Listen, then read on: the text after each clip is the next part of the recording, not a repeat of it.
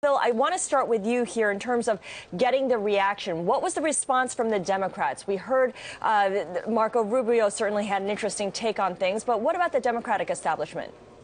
It was a little bit split, and here's why. I think Democrats understand on the political side of things that Republicans in disarray, or the storyline of Republicans in disarray, is good for them. It's good for them in the next election. It's good for them in positioning on policy issues. But the one thing they knew about John Boehner, and this goes from the White House to Nancy Pelosi's office, is when they picked up the phone, and had to give him a call, he would always answer. There was always an open line, and they knew that John Boehner was somebody that they could work with. Obviously, ideological polar opposites, but John Boehner was always somebody that would come to the table, be a straight shooter, and as the president said today, would tell him what was what, no matter what.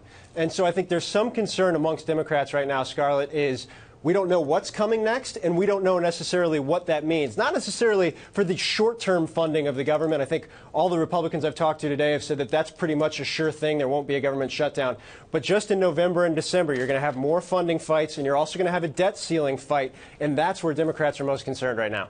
Joining us from the Capitol is Luke Messer of the 6th District of Indiana. Congressman, how many of your colleagues called you this morning asking for your support in the upcoming leadership election?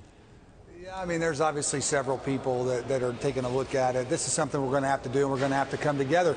You know, today was a day, I think, where the American people saw why so many of John's colleagues love him. He's a good man trying to do the right things for the right reasons, and I do believe he did the right thing for the institution by stepping aside today.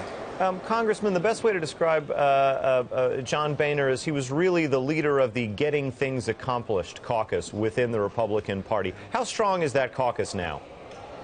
Well, I think it's still very strong, and I'm still not convinced John couldn't have survived a vote, but he's now given our caucus an opportunity to come together, and we need to seize it. You know, John stepped aside now, but we still have President Obama in the White House. We still have a sizable Democratic minority that can muck up things there in the Senate, and our ability to make a difference on conservative principles depends on us to come together. We need to do that.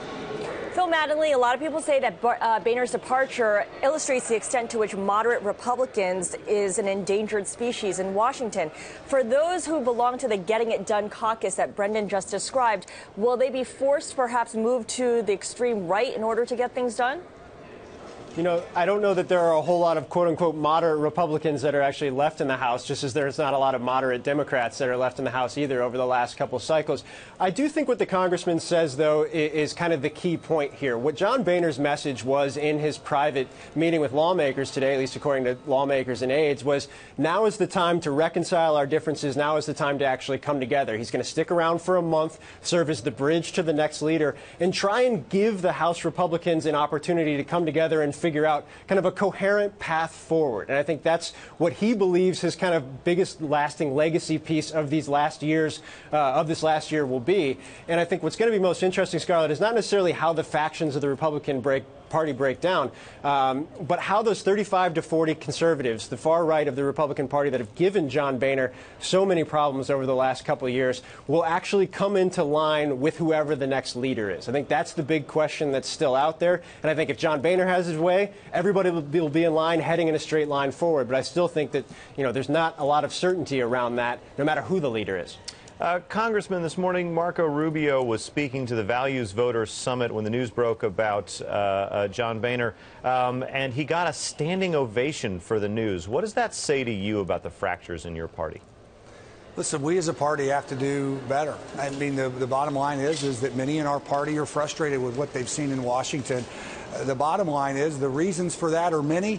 They include the fact, as I described just a second ago, that we have a Democratic president and a Democratic minority in the Senate that can change the process. But ultimately, they want to see us fight hard. They want to see us deliver results. That's not going to be easy. John Boehner had a really hard job. It doesn't get any easier now. But if we're going to make a difference, we're going to have to do it together.